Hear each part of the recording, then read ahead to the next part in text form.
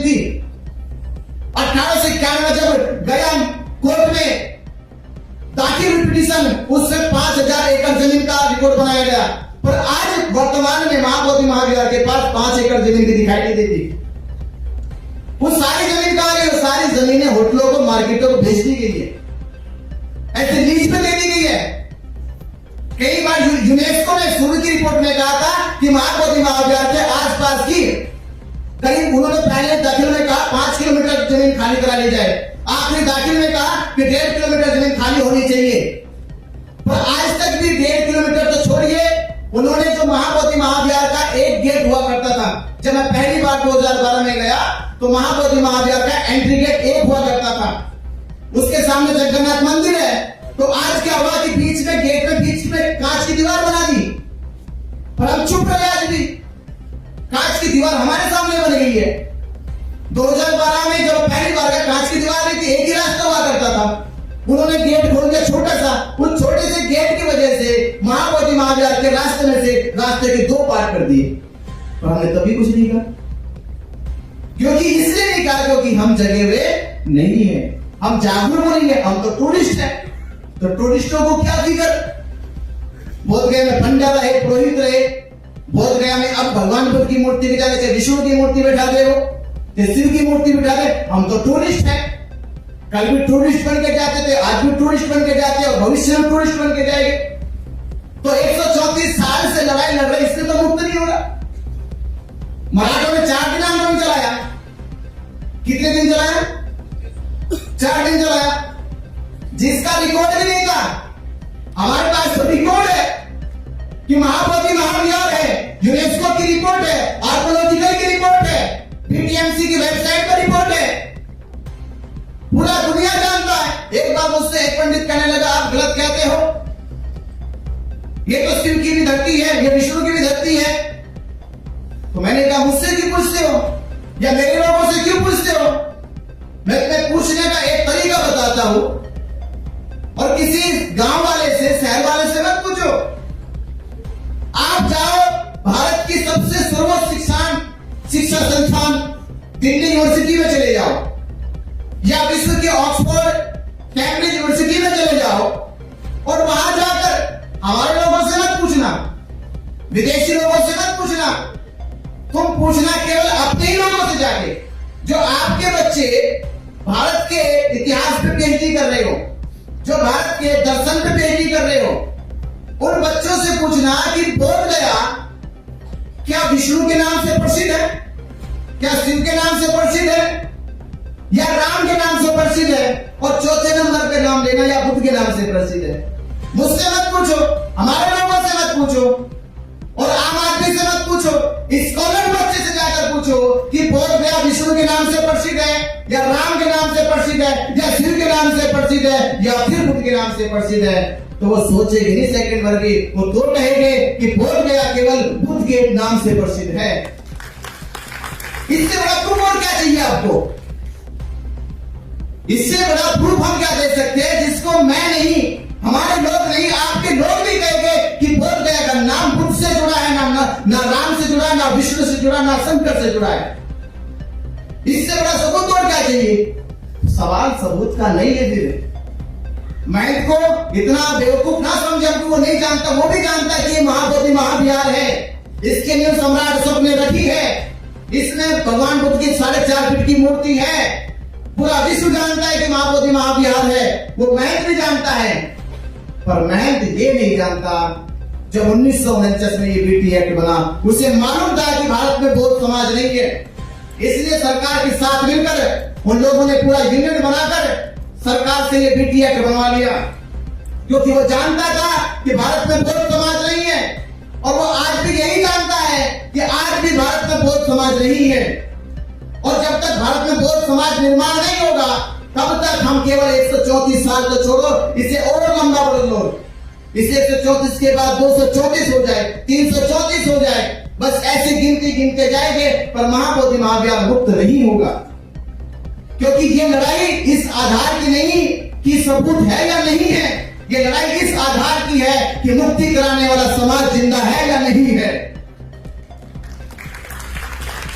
हम सबूत मत खोजो, सबूत तो सामने है। बिना सबूत के राम मंदिर का फैसला नहीं हो गया। बिना सबूत के हो गया। बिना कानून के मराठों को आरक्षण नहीं मिल गया। किससे? ताकत से मिलता है, एकता से मिलता है, शक्ति से मिलता है। राम मंदिर के पक्ष में सुप्रीम कोर्ट में फैसला आया, चर्चा हुई पूरी कि राम होने के कोई सबूत नहीं है, कोई अवशेष नहीं है, कोई गवाह नहीं है, कोई साक्ष्य नहीं है। बस फैसला इस आधार पर दिया जाता है कि राम मंदिर में भारत के करोड़ों हिंदुओं की आस्था और भावना जुड़ी है। केवल यह आधार बन गया। यह आधार कब निर्माण हुआ?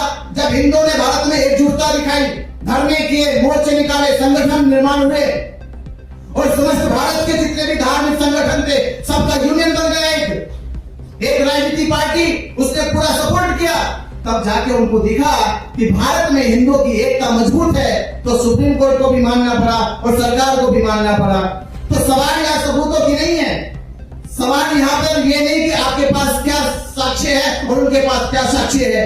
सवाल इस बात का है कि जिस समय बीटी एक्ट बना तो बौद्ध समाज नहीं था, पर उस समय पंडित प्रभुत्व की ताकत इतनी बड़ी थी कि जबरदस्ती के बीटी एक्ट बनाया गया, कानून बनाया गया।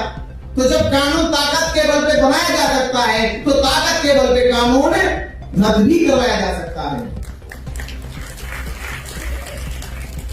तो अब इस सिद्ध करना होगा कि भारत का बौद्ध एकजुट है या नहीं है। सवाल ये था, अगर आप इतिहास के पन्ने देखें तो भारत की तारीख में केवल हिंदू एकजुट हुआ, मुसलमान एकजुट हुआ, सिख एकजुट हुआ, ईसाई एकजुट हुए। और इवन यहां तक आप 3 साल पहले चले जाओ, जैनी कितने हैं देश में हमारे? कितने जैनी हैं? थोड़े से जैनी हैं।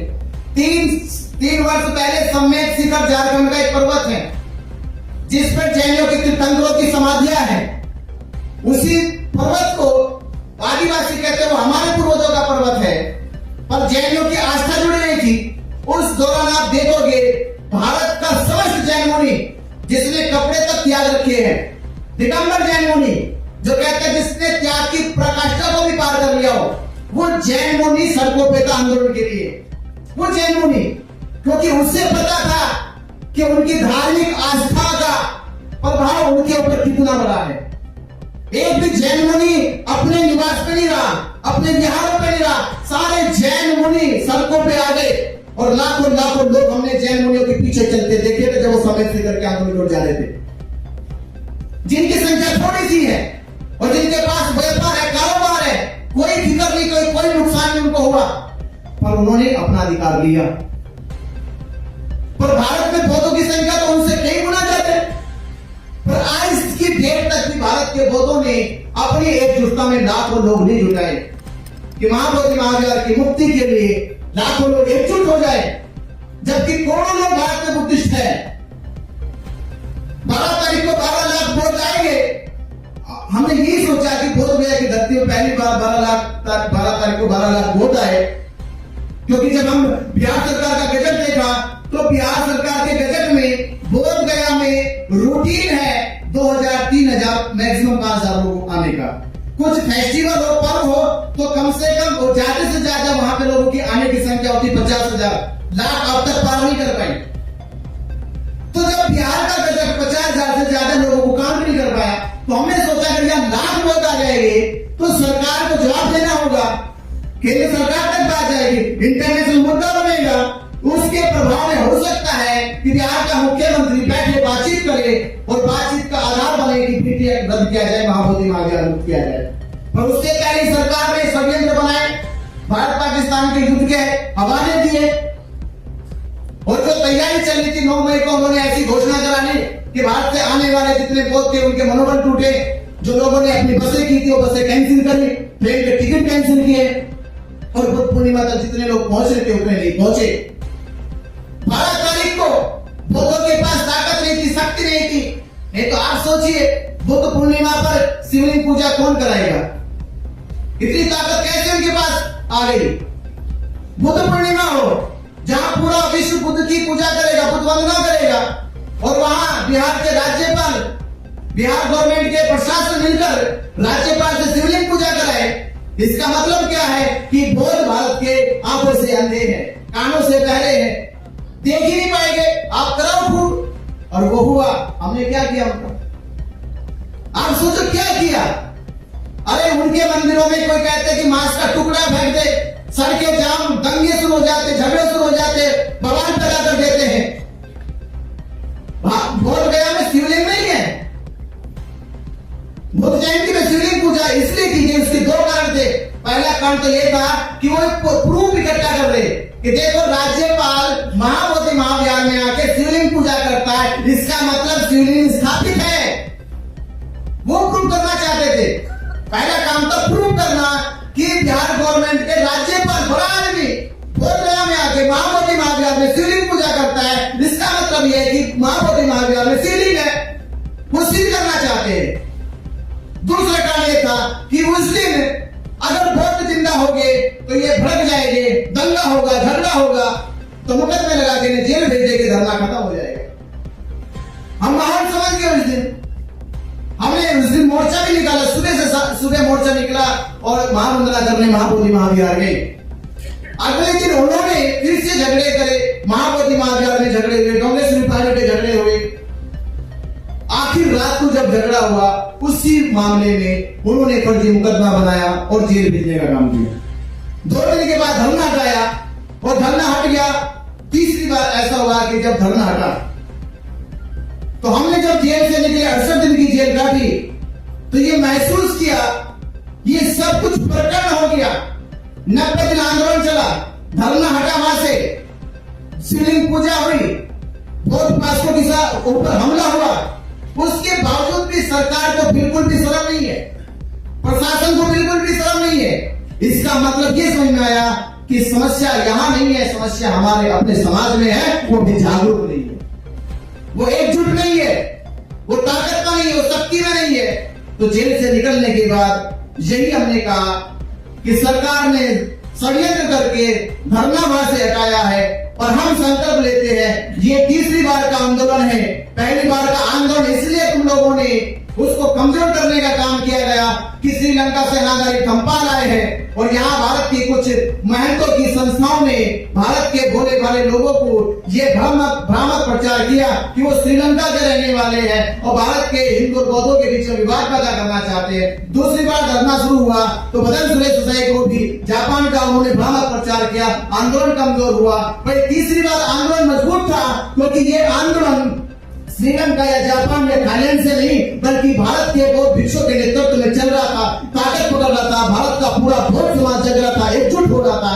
ये ताकत बढ़ती ना चली जाए, ये ताकत हजारों से लाखों में ना हो जाए, ये ताकत लाखों से करोड़ों में ना पहुंच जाए, इसलिए उन्होंने धरने को आंदोलन कमजोर करने के लिए ये मुकदमेबाजी करी और फर्जी मुकदमे लगाए। तो हमने कहा धरना हटाया है पर हम देश में से आंदोलन खत्म होने नहीं देंगे। देश के कोने कोने में जाकर महाबोधि महाविहार मुक्ति आंदोलन को मजबूत करने का काम करेंगे। और वो दिन था दीक्षा भूमि नागपुर से 17 अगस्त 2025 को। दीक्षा भूमि क्यों चुना गया? क्योंकि धर्म की उत्पत्ति जो है वो बोध गया में हुई है, उसका जो फल है, जो फल पका है वो बोध गया में पका है और बाबा साहब डॉक्टर अम्बेडकर जी ने उसी फल के बीज को दीक्षा भूमि नागपुर में 14 अक्टूबर 1956 को 7 लाख लोगों की उपस्थिति में दीक्षा भूमि में लगाया था। तो वो जो फल वृक्ष बन गया है उस वृक्ष की छाया में पूरे भारत के बौद्धों को एकजुट करना चाहिए।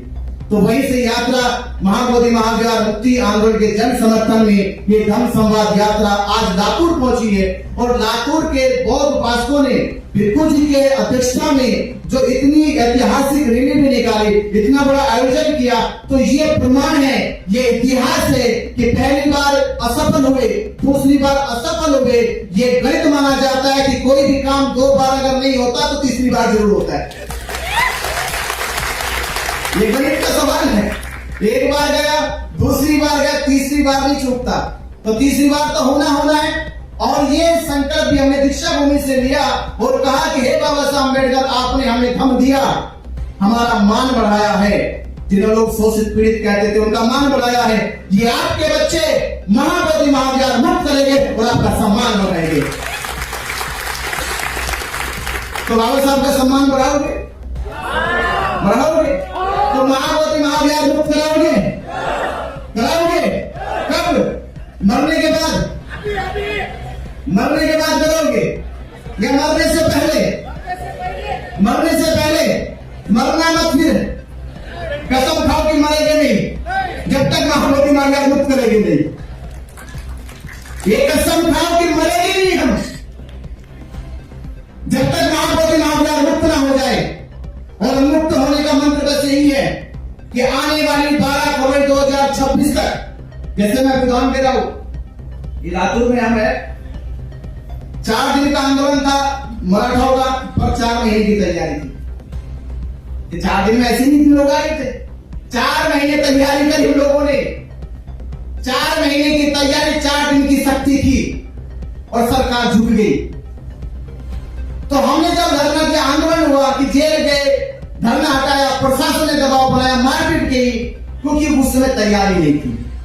अब ये समझ में आ गया कि आने वाली 12 फरवरी 2026 जब हमारे इस आंदोलन को 1 साल हो जाएगा, उस समय तक हम देश में तैयारी करेंगे और इतनी बड़ी तैयारी करेंगे कि आने वाले समय में हम दिल्ली को जाम करेंगे, दिल्ली की सड़कों को जाम करेंगे और करीब करीब 7 दिन का आमरण अनशन करेंगे कि सरकार हमारी बात माने और इन्हें बीटीएस रद्द करे और महाबोधि महाविहार बौद्धों को सौंप दे। ये ताकत का प्रदर्शन होगा। उस दिन हमें दिखाना होगा कि भारत के बौद्ध अम्बेडकरवादी बहुजन समाज कितनी ताकत में है, कितनी शक्ति में और कितने जागरूक है। और बौद्धों का इससे बड़ा उद्देश्य और हो भी क्या सकता है? इसलिए इससे बड़ा उद्देश्य होगा। आप सोचिए, हमारा जन्म बुद्ध काल में नहीं हुआ, ये अफसोस की बात है। हमने तथागत बुद्ध को नहीं सुना, ये अफसोस की बात है। हमने तथागत बुद्ध को नहीं देखा, ये अफसोस की बात है। पर ये अफसोस की बात तब तक थी जब तक ये पता नहीं चला कि महाबोधि महाविहार मुक्ति का आंदोलन हमारे हाथों में है। अब ये सोचिए कि आप उस पवित्र आंदोलन को लड़ रहे हो, जिस आंदोलन से जुड़ा सिद्धार्थ गौतम का ज्ञान, वो धरती जो धरती दुनिया में सबसे दुर्लभ धरती है। मोहम्मद का जन्म हुआ, वो दुनिया से चले गए और उनका इतिहास भी लिखा गया कि उनके नाम से कोई धरती पवित्र है। यीशु मसीह के नाम से कोई इतिहास नहीं लिखा गया, वो धरती पवित्र है। दुनिया में कोई पैगंबर, प्रोफेट, पास्टर हो, किसी के नाम से नहीं लिखा गया कि कोई धरती दुर्लभ है जिस धरती पे किसी को संबोधि प्राप्त हुई हो। पर दुनिया में महाबोधि महाविहार जहां बना है, बोध गया कि धरती दुर्लभ है संसार में, जहां सिद्धार्थ गौतम को संबोधि प्राप्त हुई है। दुनिया में कोई भी धार्मिक स्थल, दुनिया का मक्का मदीना, यरूशलेम, वेटिकन सिटी, राम मंदिर, गुरुद्वारा विश्व धरोहर नहीं है। केवल दुनिया में अगर कोई धर्म स्थल विश्व धरोहर है तो बोध गया का महाबोधि महाविहार है। तो आप जो आंदोलन लड़े, जिस आंदोलन की लड़ाई लड़ रहे, वो केवल भारत के बुद्धिस्टों का नहीं है, वो केवल भारत का नहीं है, वो विश्व के बुद्धिस्टों का नहीं है, बल्कि उसका संबंध पूरे विश्व के मानव जाति से है। इतना बड़ा इतिहास है उसका, क्योंकि उसी धरती से पूरी मानव जाति ने प्रेरणा ली है परिवर्तन की। दुनिया में दूसरा स्थल नहीं जहां से परिवर्तन की प्रेरणा ली जाती है, उस धरती से प्रेरणा ली गई है परिवर्तन की। तो आप उस महाबोधि महाविहार की बोध गया कि उस पावन धरती के मुक्ति की लड़ाई लड़ रहे। आप लड़ाई लड़े सम्राट अशोक के 23 वर्ष पुराने सपने की। आप लड़ाई लड़ रहे विश्व के बौद्धों के सपने की, कि वो सोचते कि कब महाबोधि महाविहार मुक्त होगा। वो जानते कि वो कभी नहीं कर सकते, पर वो ये सोचते कि एक दिन भारत के बौद्ध जरूर करेंगे, तो उनका सपना पूरा करो और वो कहे कि भारत के बौद्धों ने वो करके दिखाया है जो आज से 25 वर्ष पहले सिद्धार्थ गौतम ने करके दिखाया था। उन्होंने परिवर्तन किया और आज के बौद्ध ये परिवर्तन करें कि महाबोधि महाविहार मुक्त हो। अगर आप ये कर पाए तो आने वाले भविष्य में आपके बच्चे जब बड़े होंगे तो कम से कम वो फख्र से कह सके लोगों से कि मैं उस परिवार, उस खानदान से ताल्लुक रखता हूं जिन्होंने महाबोधि महाविहार मुक्ति आंदोलन में साथ दिया था। उनका सर ऊंचा करो। और ये विरासत इसीलिए मैं कह रहा हूं कि महाबोधि महाविहार मुक्त हो जाएगा तो भारत में बौद्धों का जो ओटा है वो विश्व में कितना ऊंचा होगा। वो बाबा साहब अम्बेडकर जी कहते थे कि वो जब पत्रकार पूछते हैं कि आप जब दीक्षा ले रहे थे तो आपने अकेले क्यों नहीं ली, ये 7 लाख से ज्यादा लोगों को क्यों इकट्ठा किया? तो बाबा साहब अम्बेडकर जी कहते हैं कि बौद्ध धर्म की दीक्षा मेरा व्यक्तिगत लाभ नहीं है। बौद्ध धर्म की दीक्षा मेरा व्यक्तिगत लाभ नहीं है। ये बौद्ध धर्म की दीक्षा ही जो 7 लाख लोगों से ज्यादा लोग आए हैं, ये इनके भविष्य को बदलने का है। कि मैं कह सकूं कि मेरे समाज को जहां भारत की सीमा में जकड़ के रखा गया, भारत की जाति पाति व्यवस्था में जकड़ के रखा गया, ये आज बौद्ध बनेगा और जब भविष्य में जानेगा कि भारत की सीमा में केवल बौद्ध धर्म नहीं है, भारत की सीमाओं के बाहर बौद्ध धर्म है, तो ये अपने आप पे गर्व महसूस करेगा कि ये भारत की सीमाओं में सीमित नहीं, ये विश्व में खड़ा होकर कह सकता है कि मैं भारत का बौद्ध हूं, जिसका रिश्ता भारत नहीं विश्व है। तो इसका सम्मान विश्व में बढ़े, ये अपने आप को उस विश्व के अंदर देखे कि जो आज तक जाति के अंदर देख रहा था, जो आप आज तक अपने आप को असमानता के भीतर देख रहा था, वो सम्मान से देख सके। तो महाबोधि महाविहार मुक्त हो जाएगा तो भारत जरूर बौद्ध में होगा, भारत जरूर बौद्ध में होगा। तो ये सपना अगर साकार करना चाहते हो, महाबोधि महाविहार मुक्त करना चाहते हो, तो आज से हम सब लोगों को ये प्रतिज्ञा लेनी होगी, संकल्प करना होगा कि आने वाली 12 फरवरी 2026 तक भारत के समस्त बौद्धों को एकजुट करना होगा, समस्त बहुजन समाज को, अम्बेडकरवादी समाज को एकजुट करना होगा। और मैं यहाँ से एक चीज और कहता हूँ, इसमें सबसे बड़ा योगदान आप बार बार करें महाराष्ट्र क्यों है, क्योंकि महाराष्ट्र इस समय बौद्ध धर्म की सबसे उपजाऊ और सबसे शक्तिशाली धरती है। तो जो शक्तिशाली होता है उसको प्रयास पहले करना चाहिए। तो महाराष्ट्र की धरती से ये प्रयास होता है। और आपके बीच में बाबा साहब अम्बेडकर जी बैठे हैं, जिनका पूरी तरह से महाराष्ट्र में समाज में सम्मान है, वो प्रतीक के तौर पे माने जाते हैं कि बाबा साहब अम्बेडकर जी का स्वरूप है, उनके ऊपर बाबा साहब अम्बेडकर की छाया है। तो मैं हम उनसे विनती करेंगे, निवेदन करेंगे कि देश में आप मिसाल बन जाए कि महाबोधि महाविहार मुक्ति के लिए जिस प्रकार भाजपा ने राम मंदिर का साथ दिया था, वैसे आप अपनी तरफ से, अपनी पार्टी की तरफ से महाबोधि महाविहार मुक्ति आंदोलन के लिए इस समाज का साथ दीजिए और देश में मिसाल बनिए कि जब महाबोधि महाविहार मुक्ति का आंदोलन चल रहा था और समाज की कोई राजनीतिक पार्टी साथ में नहीं थी, उसमें बाबा साहब अम्बेडकर जी और उनकी बहुजन वंचित आघाड़ी पार्टी समाज के साथ खड़ी थी। तो ये विनती हमारी उनसे है, उसे स्वीकार करें और महाबोधि महाविहार मुक्ति आंदोलन को मजबूत हो, ताकत मिले और आने वाली 12 फरवरी 2026 तक भारत के बौद्ध लाखों में नहीं करोड़ों में एकजुट होकर दिल्ली की सड़कों पर बैठे और देश जाने कि हमारा आंदोलन अब हजारों लाखों में नहीं है, वो मजबूत आंदोलन है, ताकतवर आंदोलन है। और ये मजबूत ताकतवर आंदोलन आने वाले भविष्य में भारत की दशा को, दिशा को बदलेगा और भारत के बौद्धों का सम्मान स्वाभिमान बढ़ेगा। आपने मेरी बात को सुना ध्यानपूर्वक, उसके लिए बहुत बहुत धन्यवाद। जय भीम, नमो बुद्धाय।